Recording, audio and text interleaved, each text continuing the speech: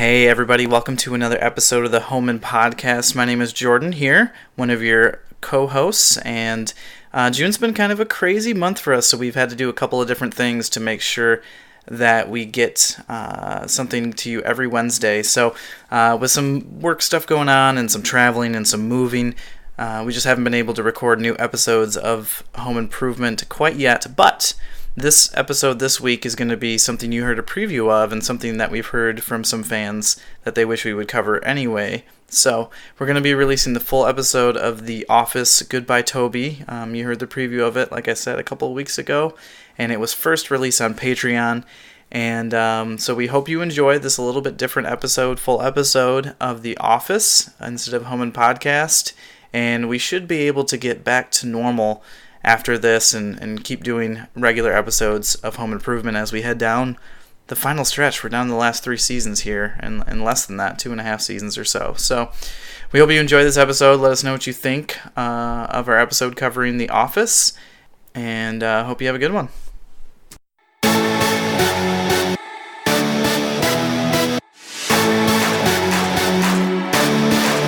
Oh, that roast beef was good, wasn't it? Home Impodcast After Dark starts now. Welcome to Home Impodcast After Dark, a Home Impodcast. My name is Adam. You all know my co-host, Jordan. Hey, Jordan. What's up, Adam? How are you? So good. I'm happy to be talking to you on this, well, we don't want to timestamp these, but on this day, this great day of ours. This great day of ours. A day of memory. Yes. Yeah, and we're kind of doing what so many people have been clamoring for. So it's probably a big day for anyone listening to this as well. Yeah. What are we doing? I'm not sure, really. I just thought I'd say that. Yeah. Sounds good. No, we're going to cover an episode of The Office, and specifically we're going to cover the season 4 finale, hour-long finale, Goodbye Toby. And why are we doing this episode? I think didn't we just do like a random number generator? I've set you up for all these questions that you can very easily answer if you want, but instead you're opting for quasi-jokes. Just being cagey, that's all. Well, we chose this episode because Amy Ryan, this is the first episode of Holly Flax, Michael's eventual wife, and she also plays, I looked up the episode, Luck Be a Taylor Tonight, season 1, episode 22. She plays Robin, which is one of Tim's friends' wife's girlfriend? I don't remember. One or the other. Yeah, but she's significant very young, other. She's in it, and that's how we are justifying talking about The Office. So, well, I don't know why we need to justify anything, but we do anyways. Mm-hmm. And so that's how we came to this idea. I don't know if there's any other Home Improvement crossovers. I would bet I'm sure there is if you look hard enough, like a lighting guy or something. Well, we've talked about writers a couple times, I think, but I don't maybe remember somebody exactly did. what. I think somebody that wrote an episode of Home Improvement did do The Office, but there's some heavy hitters in this one, to be sure. Oh man, this one was written by Toby himself, Paul Lieberstein, and Jennifer Coletta. Which that name sounds familiar. I wonder if she did a Home Improvement episode. Yes, Home Improvement. Aha! Wow, man, which one? Serendipitous. Let's find out. I bet it was Future Shock. I told you. It's funny that you could write for, Home Improvement is just, like, the sensibilities are so different from The Office. That's a real talent to be able to match both voices. I'm impressed by that. She can do anything. All right, hold on. I'm pulling it up now. I remember this was pretty recent. Oh, she did 9 episodes of Home Improvement, no less. Wow, dang. All right, I found it. Are you ready for this? Yes. Games, Flames, and Automobiles, which, wasn't that a season finale? That's a Vila app. Did you see Bob Vila in this episode of The Office? It was like, he was in the party. He's at the party at the end on the Ferris wheel, fixing it. I was going to say, was he fixing it? Yeah. As I mentioned, it is this 4th season finale, so we got a longer one to talk about, but don't worry, we're not going to talk about everything that happens in the episode like we typically do. Otherwise, we could run into big trouble, if you know what I mean. I do, yeah. So instead, do you want to just kind of, before we get into the episode, do you want to talk about, we've both talked about how we like The Office, but maybe, your viewing experience. Did you watch it, like, as they were coming out, or were you more of, like, a binge Netflix streamer, or what's your previous experience with The Office? Yeah, so I remember the first episode I ever watched, like in real time, was the Party Boat episode. So that's like season 2. So I was watching live pretty early on, I think, and then pretty much from then on, I watched it. Yeah, I don't remember if it was on Thursdays or Tuesdays or whatever, but I would watch it when it came on weekly before your Hulu and whatnot, before the internet, basically. I love it when people say, and mind you, this was before the internet. People will always tell you that. It's like, yeah, I know. It is a surprise, like how much just watching this episode just kind of dates how like different things were then. The YouTube part. Yeah, and stuff. the YouTube interface and some of the other stuff that they do. So it is kind of interesting because it was only, it's 11 years ago this came out, almost. So almost 11. Yeah, I mean, I loved The Office from then on. Watched it all the way through to the end, even in the lean years, as Steve Carell left and Robert California came in and Kathy Bates and lots of kind of the boom mic guy and Pam almost had a little tryst and kind of lousier things happened. But I remember getting the DVDs and watching those on road trips and stuff. So yeah, it's always been a favorite of mine. I think what's interesting is how it has become almost meaningful to a different generation now, like younger audiences, like college kids and high school kids really like it because of Netflix and stuff, and it's very accessible in a way that this and like Friends are two shows that seem to be really popular to younger generations, whereas like Home Improvement and Frasier and Seinfeld kind of aren't. And I kind of attribute that, I guess, to just Netflix and the ease, because all those other shows are available, but The Office, for whatever reason, is really connected. Like when I was teaching, that was like The Office was a favorite show of all of them, and I would show clips and stuff, and it's still pretty relevant, which, not all shows 10 years ago really are, I guess. You didn't show clips from Frasier? About the little dog and... chicken and scrambled eggs. No, I actually hate Frasier, so I didn't want to show the clips. Yeah, I can't see why that didn't appeal to so many different people. Yeah, that's interesting. Yeah, it does. Yeah. I did talk to someone the other day. We went to like a friend's birthday dinner, and she said she was just now for the first time, and she's only a couple years younger than me, watching The Office, so she's binging them through Netflix, but had never seen Parks and Rec or had never seen Friends. Unfathomable that you would miss out on all those, but maybe was she Amish growing up? I don't think so. Okay. I actually grew up in Michigan too, I believe. So we do have Amish people in Michigan too. I don't know if you've seen them. No, just it was just interesting. So yeah, I similar path, I suppose, as you. I watched. I think I started maybe in season 2 or 3, but early on, loved the show. I had a couple of DVD sets, and I remember in college there was like this website that would just stream all of the existing episodes over and over again, like a 24/7 channel. So that was on quite a bit, and loved, like, I had the DVD, so I loved watching the bloopers and all that kind of stuff. But very funny show, always enjoyed it. You got the mixture between comedy, a little bit of romance, absurd type of humor going on at a lot of times. So just lots of different stuff that I enjoyed, and I watched for a long time. I do think there was probably a season or two during the initial run where I probably checked out, and then watched it once Netflix became more popular. So maybe I'm just not quite as a die-hard fan as you. Well, I think what happened was you joined that bowling league. And everything changed. The bowling league. Yeah, I mean, that's kind of a scar on my life. I don't really want to talk about this episode, but you keep bringing it up at Clearwater and here, so I don't know what to do with that. That's right. No, I mean, I don't. There's just so many things to talk about. One thing I want to talk about with this episode is how it was directed by Paul Feige, who's like directed Bridesmaids and Spy and A Simple Favor, who's like a pretty big time Hollywood director. And The Office was just drawing in like very big talent at this time. And I think that is, interesting to bring up. He would also do Parks and Rec and stuff as well, but big time director doing this episode, and a couple of accomplished writers as well. So The Office is just, I mean, it's as deep of a cast as I've ever really seen with a show, wherein everybody's doing something different, but it all kind of works. And I was trying to think today, who's my least favorite character on The Office? I was like really trying to think because I feel generally like I like most of what everyone's doing, and it was really hard to come up with an answer. And I think, when I was younger, I always kind of thought that I was like Jim Halpert, but I think a lot of young men probably think that they're like Jim Halpert. Now you realize you're more like Andy Bernard. I don't know, yeah, but I just remember that kind of, or maybe thinking I was like him or wanting to be like him.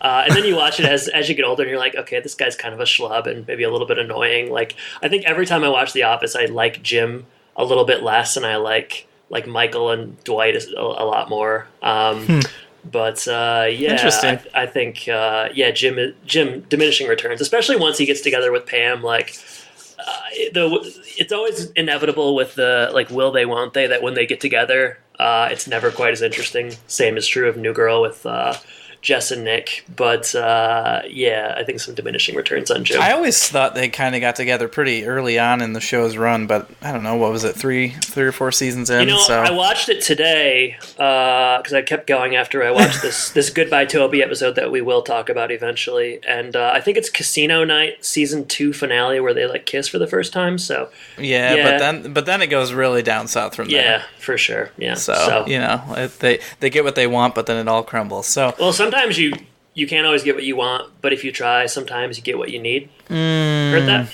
I think that's true. So did you kind of decide, is Jim Halpert your least favorite then? Is that what you were saying, or did you decide on one? I was just saying how that I thought he was awesome 10 years ago, and now I think he sucks a lot of the time. My least favorite, I don't know. We're talking about originals ones, right? You're not talking about I'm not talking about like Gabe or whatever. My least favorite Kathy Bates Bull Mastiffs. No, I mean, like, I don't know. Like, I would say Oscar is like the least funny. Like, he doesn't really do a lot of like, but I like us. I guess maybe I would say Meredith. I was gonna say, like, I'm drunk. Like that's she's just kind of like one trick pony sort of thing. Well, also just kind of like a car wreck. So it's kind of hard. I think you notoriously do not like car accidents. Hate them. They're the worst. I'm willing to take a stand on that. A lot of people won't say that. Yeah, that is one that you don't often say controversial things, but you're not afraid to go out on a limb and say that you don't like car accidents. That's right. I think Ryan Howard sometimes is really, he's made to be a villain. Do you mean when they have Ryan Howard, the baseball player, in that episode with Jim, and he's pitching like I like him. He's amazing. So he's pitching like a spec script. I like Ryan. Sometimes I like him, sometimes I hate him. A lot of twists and turns with him, which is funny. Yeah, I don't know. It's good. This is a good episode. It's one of the Kirsten and I were watching it together, and she was talking about how she thinks it's maybe one of the better ones they've ever done, and yeah, it's pretty good. impressive. I'll tell you one thing. I watched it and I was like, wow, this is a lot better than a lot of the Home Improvement episodes that we're watching. So. Yeah, you mean like all of them, or? Well, I don't want to disparage the show too much. We do like some episodes, but it's more my kind of humor. So seemingly it's more of everyone's kind of humor, but I don't know, where did they? I wonder who had like the higher Nielsen ratings at their height. 100% Home Improvement. Yeah, this episode was watched by, I'm looking at it right now, 8 million people. Home Improvement at its peak was averaging like 26 million. But TV changed a lot. Different landscape, in 20 years. Mind you, that was before the internet. No, I'm just kidding. So let's talk about the plot, I guess. All right. So Toby, the damnable HR person, is going away. This is his last day before he goes to Costa Rica. And Michael, as you can imagine, since they are enemies, is very excited. He's got an elaborate plan. Many things planned, from the exit interview to kind of carnival. He feels like good has triumphed, and so he wants to celebrate. What else is going on? Angela doesn't want to throw the crazy party, and so Phyllis, it's hard because we haven't had a lot of the things that build up to this episode, and obviously it's just picking in the middle, but they've been tiffing about the party planning committee, and so she steps up. Angela is pretty much horrible to Phyllis from day one of the series, and at the end of this episode, Phyllis finally gets the upper hand, which she uses for a long time. But it's Phyllis is like Angela's party planning helper, and Angela decides that she just doesn't. The access is too much for her. The excess, so she doesn't want to do it. But Phyllis steps up and tries to get an anti-gravity machine for Michael. I love Phyllis in the show. She's just perfect. She's really good. Yeah, she's really good. And I think she was like the casting person for a lot of these people. She was. Yeah, she like worked in casting and she was casting the show, and then like they offered her a job. Also, she was an Arizona Cardinals cheerleader back in the 70s. Wow. Now that one I did not know. That's very exciting. I like it when Phyllis says like kind of dirty things. I think every once in a while she'll be like, yeah, she's something. Like I remember one episode where she's like, yeah, something, and he likes my jugs. She just like says like weird kind of gross things every once in a while. She's got like a really like the wry smile and like saying it under her breath almost. Her and Bob Vance like go to the bathroom and have sex when they're having dinner with Jim and Pam. Bob Vance Refrigeration? I like him as well. Yeah, so I mean, so that's happening. Meanwhile, you have Jim who is planning on proposing to Pam. We learn midway through the episode, and that's exciting. We have the newcomer who will be replacing Toby, and that's Amy Ryan playing Holly Flax. I just like love the turn in this episode where Michael in the beginning is just like so determined to like hate her because she's HR. And he's gonna haze her, and like then the second he talks to her, and she says like a funny joke and kind of I don't know a little. She puts down Toby, and that's what. Yeah. And then he like immediately falls in love with her, starts trying to make her a mixtape, and it's just so funny.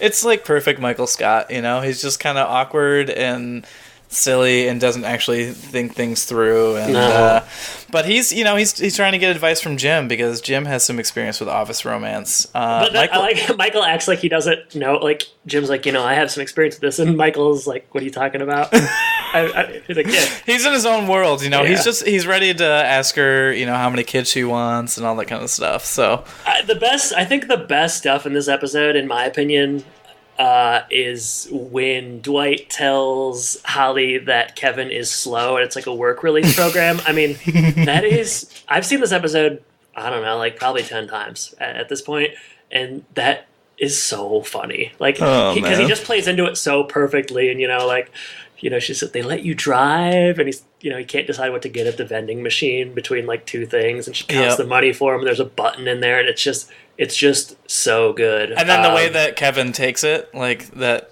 she's totally into him, Yeah, he's like, we're totally gonna bang Holly. Kevin is so crude too. It's like you said, there's just such a good balance between all their personalities and all the things that come out that it's really good. And underrated moment for me in this episode is they're putting the raccoon in the car of Holly for the hazing, and I don't know why, but every time that cousin Mose is there and he runs, I always laugh. It's just that's the showrunner, the Mike Schur.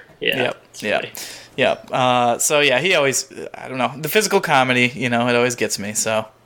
Yep. Fun fact: they were going to use. What did I read? There's some trivia somewhere here where they were going to use something besides a raccoon. Like a weasel?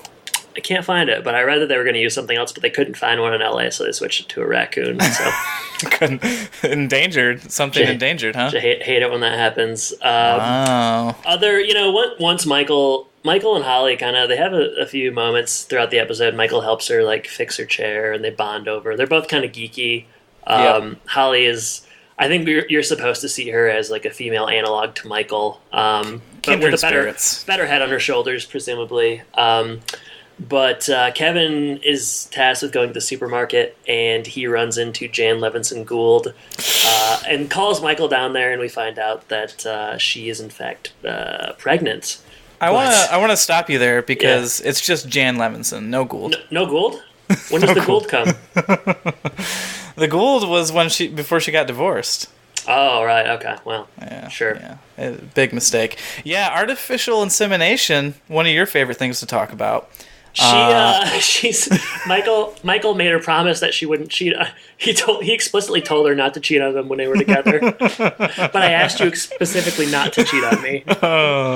They did. Oh, such good writing. I like when he asks her, like at the end, they're talking about Lamaze, and he's like, "You'll have to explain to me what Lamaze is." He's like, "I will go to the Lamaze class, but I'll need you to tell me where and what Lamaze is." So once that happens, Michael comes back, and he's less inclined to flirt with Holly because he feels a responsibility of this child that is not his with this woman that he is no longer with. Well, the one thing we know about Michael is he's wanted kids more than anything. That's kind of his character's backstory. So the one thing that would stop him from going hard at this new woman is that possibility. It's the only thing that could stop him. So it's pretty sad. Pretty sad that has to come and break up the I don't know what to call this, the love fest that's going to happen between them two, but it does. Yeah. And can you imagine if it was just one episode and they're already together? That'd be silly. Terrible payoff. What else do we have going on? What's up with Dwight in this one? Well, Dwight, he wants to carry on with the hazing, so we talked about the raccoon stuff and whatnot. He doesn't have a ton else going on besides that, really. We did want to talk... you mentioned that Jim decided he was going to propose. He didn't think that initially, but as they start talking about Jim and Michael, they're talking about the relationship with Pam and how it developed, and he realizes that all the significant moments from the first date to the first kiss to everything else has happened at the office, and so this party has an interesting opportunity for him to continue that and make it the engagement, and so he really starts adding some money and some hundreds of dollars to the party planning committee's fund to get fireworks and all sorts of things to make it a special moment. So that's kind of his motivation. And,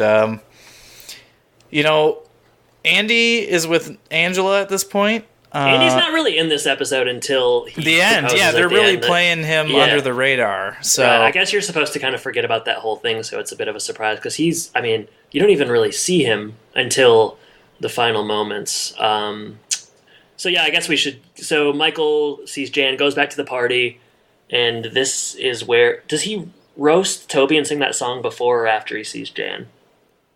I think it's all before. The Jan thing, I don't know. It's kind of... No, I don't remember exactly the order of events there, but he's very excited about Toby leaving nonetheless. So he does do his Goodbye Toby song, which we'll hear a little bit later. Yeah. But he's roasting him. He's made a special song specifically for that. Well, he has a couple other parody songs. Beers in Heaven and what's the other one? Do you think he's gonna release like an album maybe someday?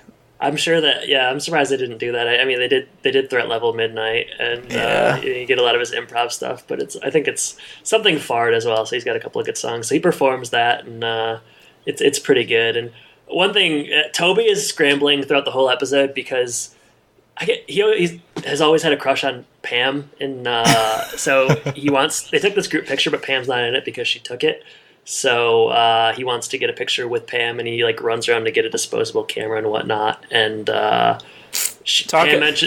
mentions at one point that she thinks Toby's kind of cute, which is okay, yeah, I can see that. I believe that Paul Lieberstein wrote this episode because no one else would say that.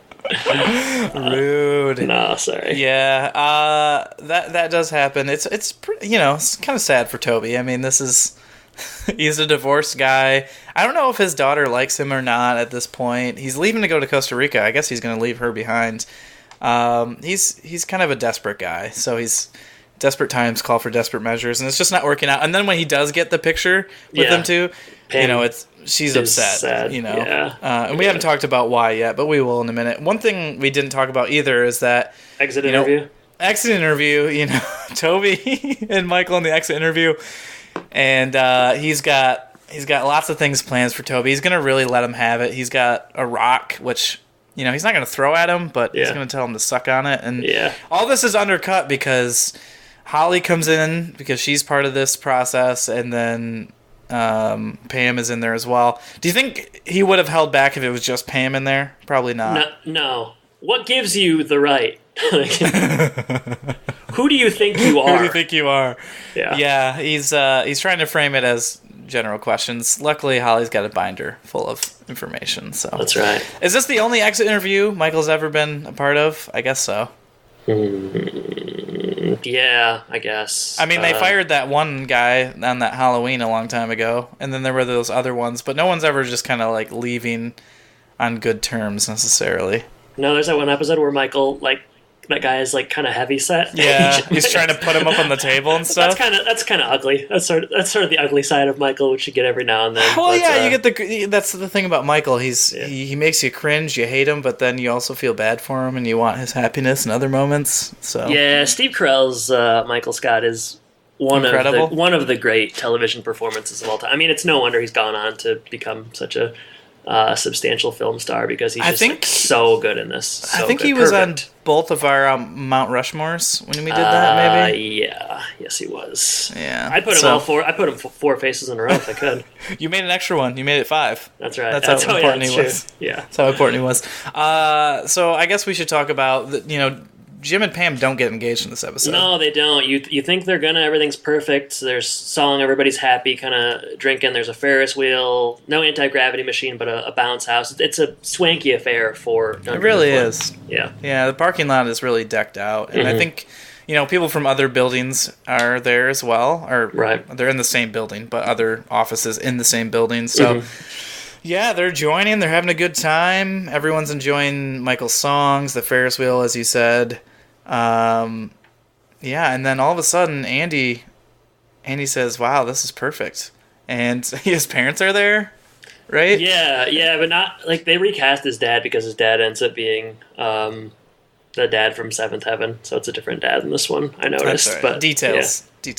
Well, that's okay because that dad from Seventh Heaven did run into some trouble, if you know what I'm referring to. So it's okay that he's not in this one. So I guess he called them, right? Like, when did he call the parents, I guess? And where do they live? Yeah, it's a little bit like... I got a lot of questions. It's sort of... Well, I think they live in, like, upstate New York or something, or, like, I don't know. He went to, obviously... I don't know if you know this, but Andy went to Cornell. He mentions that throughout the series. So, I don't know, maybe it's not that far, but... He acts like when he proposes, it's very much like everything is just perfect right now. So it's spur of the moment. But it's also his parents are there, so it's like, well, I don't really know which to believe. But which is which? He hops up on stage. Jim has the wedding ring in his hand. He's about ready to do it.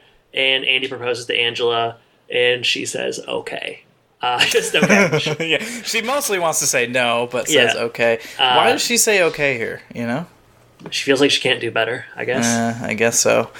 But in the last scene of the episode, she does do better. I don't know who's better. Dwight's better. Okay, all right. Yeah. Well, he's got a farm, so yeah, and a bed and breakfast. Although Andy presumably has money as well. It seems like he has money, but she follows her heart, and her heart leads her to sex with Dwight inside of the office. Phyllis walks in. Sees them, and she owns Angela forever. That's right, and that's pretty much it. Presumably, we missed some things here, but that's the big picture stuff. It's a really good, really funny episode. Lots of good jokes, and it's a very satisfying finale for a season. Oh, so good! You got the questions going into the next season, and so it's a good finale. There are 12 items of trivia on IMDb. Do you want to go through these? Yeah, one thing I want to say, like, this is kind of, I would say this episode is sort of a turning point for The Office, because I don't know that it ever is quite as good as it is right now, because I think the next, one thing we didn't mention is Pam gets into the Art Institute in New York, and like once that happens, those characters kind of take a turn. Holly is good, but Michael is always a little bit different. Ryan is gone for much of the next season. Oh, we didn't even mention the fact that he got arrested. Oh yeah, Ryan. And his plot with Jim in this episode. That's true. We didn't miss that. Yeah, Jim is like very frustrated with Ryan because he's kind of trying to push him out, basically. Yeah, and then Ryan gets arrested for fraud. And it's on a very dated-looking YouTube. Yeah, probably before Google even bought YouTube or something. But it's But I'm saying this is peak Office right here. It doesn't get it's only downhill from here, and downhill doesn't necessarily mean that it's a bad show, but it's never quite as good as it is right here. In my opinion. Yeah, I think so. Seasons 2, 3, and 4 are the for pinnacle. Sure. Yeah. It's a slow decline in season 5, but then at the Mm-hmm. end of season 5, it's a little bit sharper. Mm-hmm. But yeah, I agree. I mean, it's a really pivotal episode. You got all these different interactions that are kind of coming to a head. All the inner office relationship type of stuff. And I think the real reason that you would say this takes a turning point is because Toby leaves, and he was such an anchor in the show. I like Toby. Anchor, maybe it wouldn't be the word I'd use, but let's hear your trivia, Jordan. All right, we've got lots of trivia. So the first thing I got here, do you remember when Phyllis is trying to get the anti-gravity machine on the phone? Yeah. Well, on the other side of that telephone is Amy Ryan. Wow. Isn't that fun? Isn't that fun? I'm going to rate these on a scale of A to F. That's a D. That's a D. Well, you're wrong, because 63 out of 63 people found that interesting. Well, they can screw off as far as I'm concerned. You might actually like this one. Okay. This episode was Steve Carell's submission for Emmy consideration. I do like that. Yeah, he's great in this. He's great in every episode. So, but yeah, he makes sense. Sure. Yeah, he's got a bit of a turn one way or another. B plus. B plus. All right. Angela Kinsey is pregnant in the last few episodes of this season. It's noticeable for some time, especially in her face, but there's always something either blocking her stomach or I knew her she's face behind looked the desk. friggin' fat. No, I'm just kidding. She's so small that she She's probably so doesn't small. put on a ton of weight when she's pregnant anyway. She's like 4'11". Yeah. I knew that because I'd read that. So I'm done rating these. Keep going. All right. This is the 14th and final episode of the 4th season, which was shortened considerably by the strike of the Writers Guild of America. I did not know that. Good. You gotta strike for your right. And that's right. I did not remember that. All right. So the members of Daryl's band are actual members of Craig Robinson's band. Cool. Next. Do you like Craig Robinson on this show? Yeah. He has his moments, I think. Yeah, not all the time. I don't know. He's okay. He's funny sometimes. He much like they rely on him too much in later seasons where like he wants to be an investor in Jim's athletic marketing company and it's like kind of stupid and I don't know. I kind of have sour grapes from that. But Craig Robinson can be very funny. Love Hot Tub Time Machine. Love other Craig Robinson things I can't think of. Ghosted, the Adam Scott show. Never saw that. Got canceled. But yeah, he's all right. He's all right. Do you recall what Creed says his job is in this episode? Quaba something. Quabity Ashwitz? Yeah, Quabity Ashwitz. Yeah, something like that. It's just talking about how Holly asks what he says, and then he says some gibberish, and they say that this is kind of a recall to what his job is, quality assurance, which is... There's a reason why only 11 out of 20 people found that interesting, because it's not actually trivia. That's not really trivia. Nope. That's not trivia. All right, Phyllis can be seen wearing a bandage under her left eye. It's very easy to catch in some of the scenes. Did not see that. Next. In the cold opening, Jim answers his phone and talks to Dwight's mater. Oh yeah, I mother. did like that. He connects everything to his Bluetooth, which is pretty good. Yeah. But in an earlier episode, after Dwight killed Angela's cat, he said they could bury the cat in the East Field by his mother. So Dwight's mother is dead. Yeah, but like Jim could have just been like joking. Like we don't necessarily know that means Dwight has a mother. Like he could have just been saying hi. Like I don't know. Not a week. That explains why Dwight was so mad, making jokes about his dead mom. That's tasteless for Jim. Even for Jim, that's too far. Yeah. Shock jock. Yeah. All right. This one's maybe interesting. I don't know. We've got 4 more, so get ready for this. Okay, let's go through them fast. All right. During the Rain and Angela sex scene here, she complained that Rain had eaten a tuna sandwich before the scene, and she was pregnant, so it was a very bad time to be eating that kind of stuff. Next. All right. When you're looking at YouTube and Ryan's being caught for arrest, you can see the video was added on April 16th, 2008, giving a clue to when the finale was filmed, and also slightly upsetting the continuity because the episode was set in May instead of April.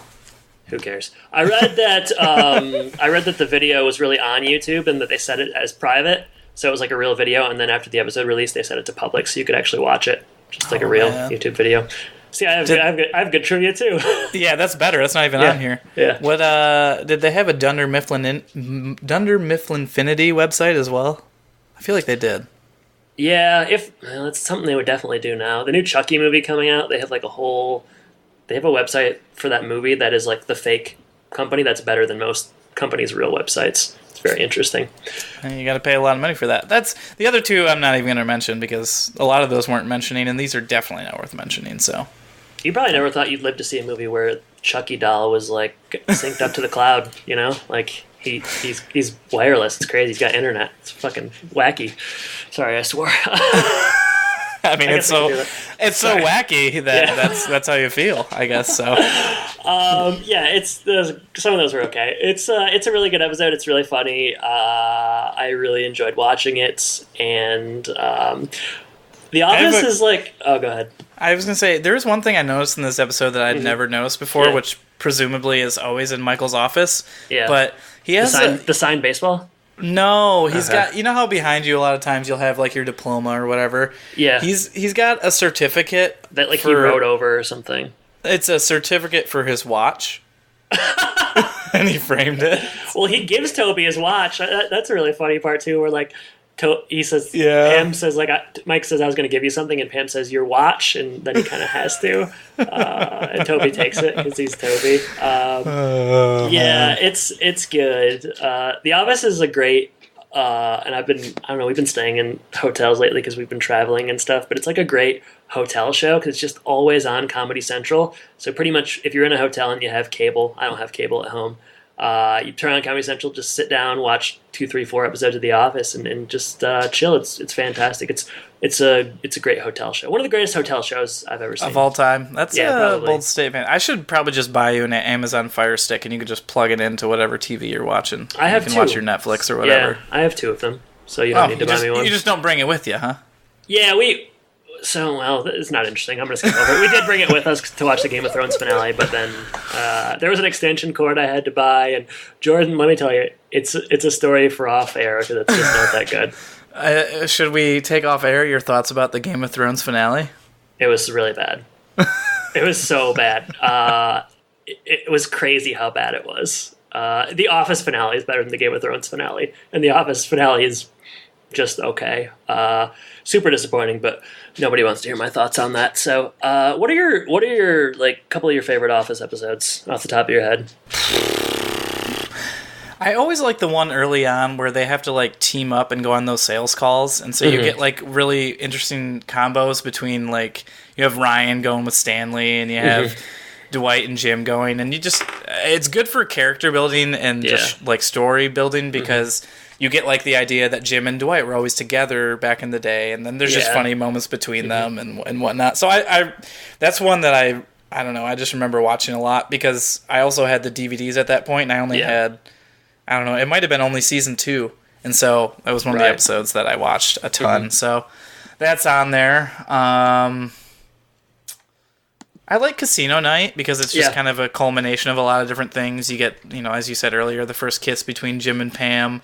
You get Michael like having women interested in him and not knowing what to do, which I think is always good. So so those are just a couple that just come straight to mind. What about you?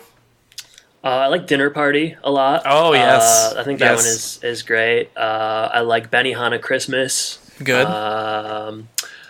I don't know what the episode is called, but I like it when Michael does Date Mike. When the woman is interested in him at the bar, he turns into Date Mike. He goes and gets his Kangol and like tries to flirt with her.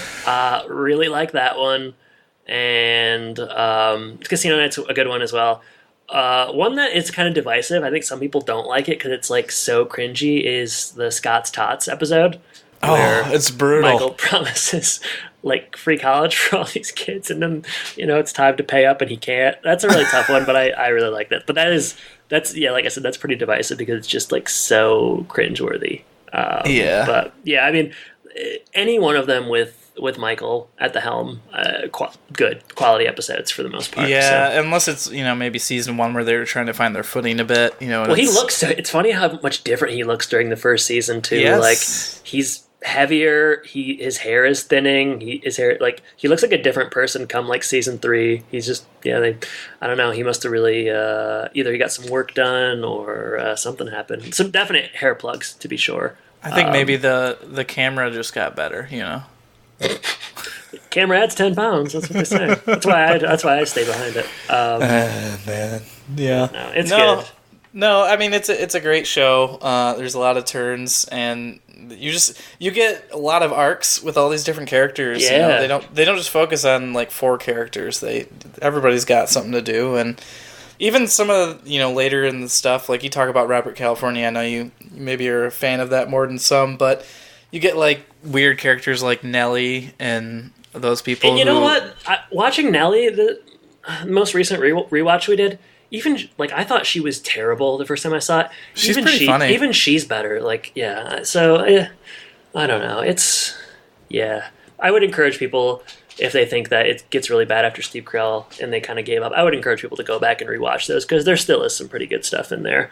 It's worth watching. It's still better than 95% of sitcoms out there, even without him. So... Mm-hmm.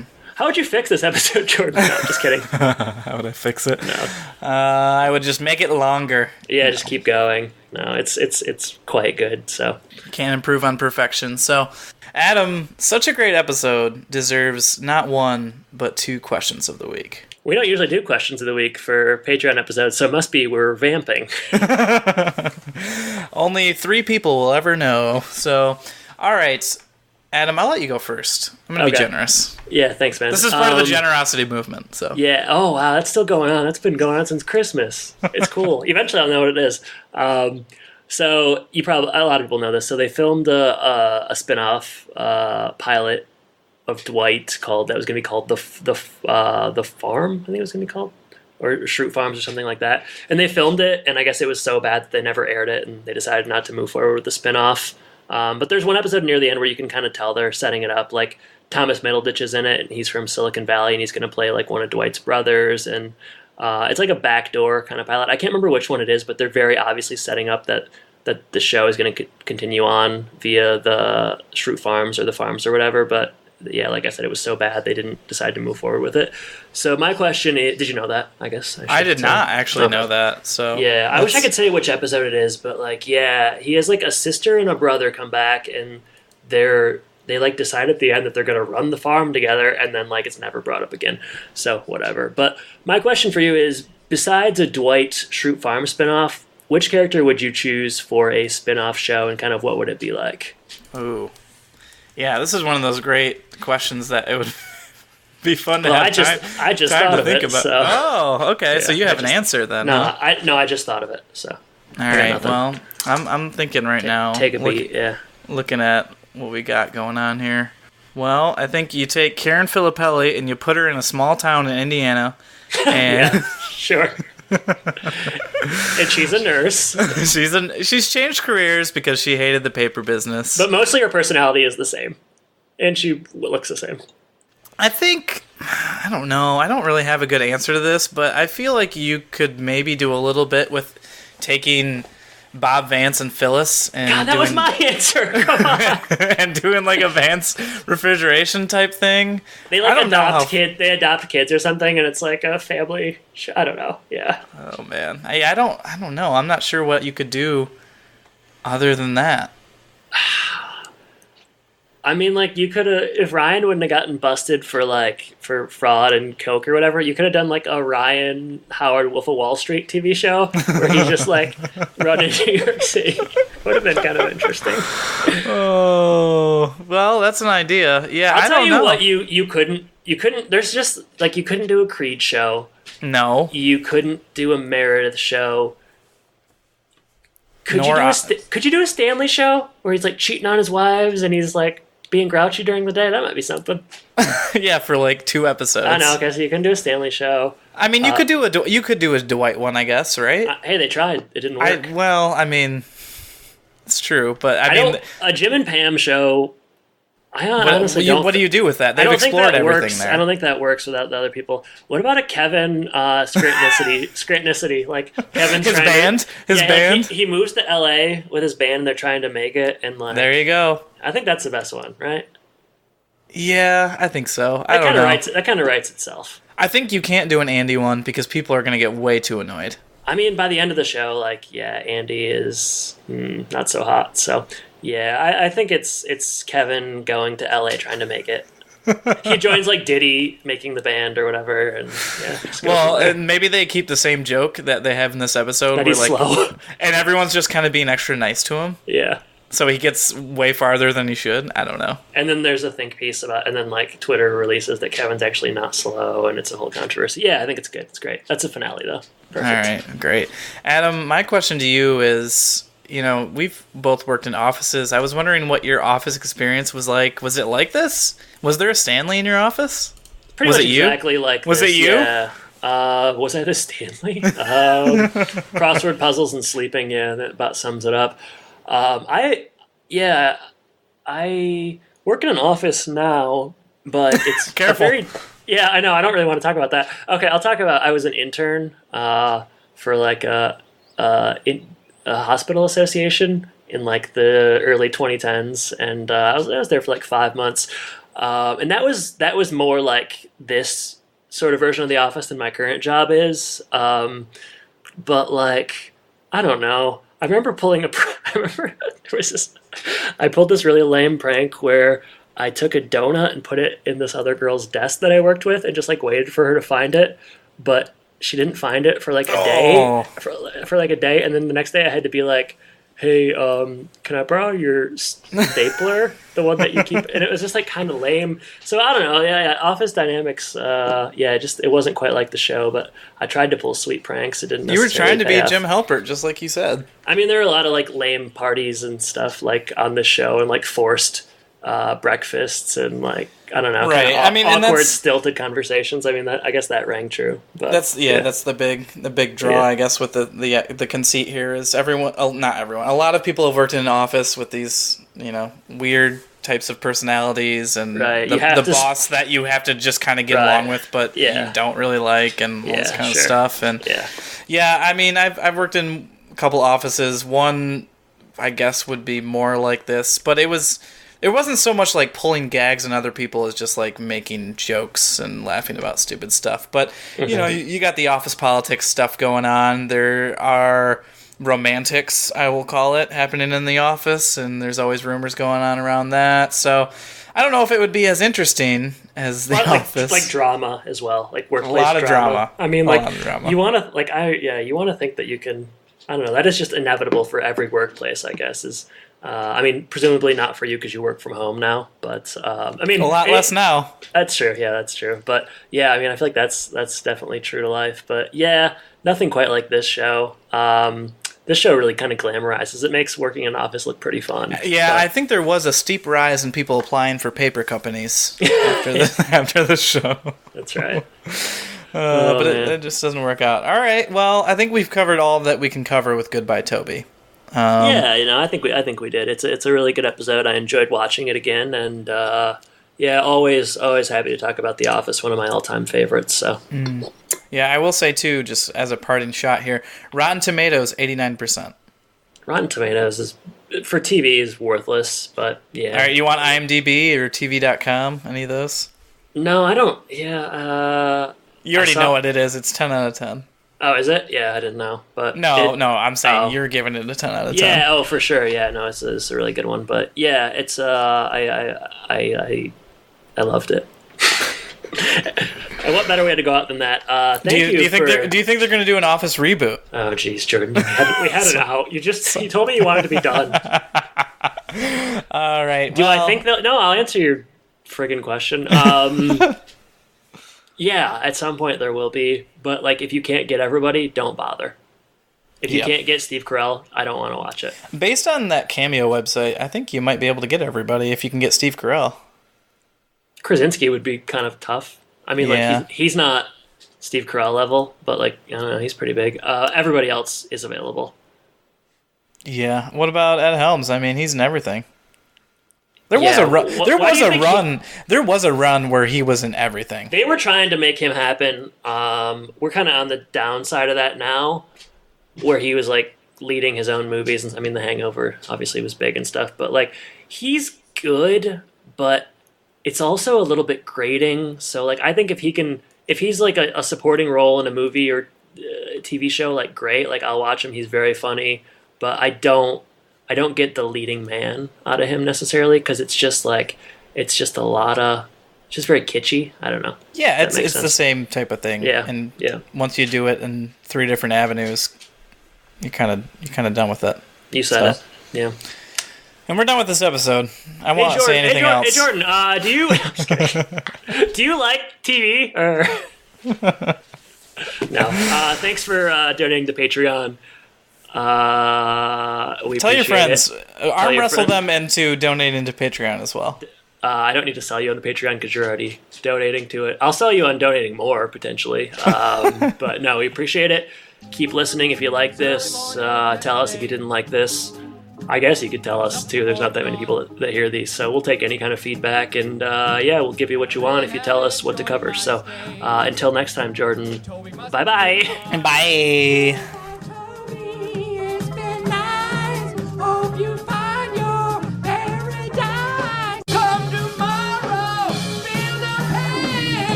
He's done it!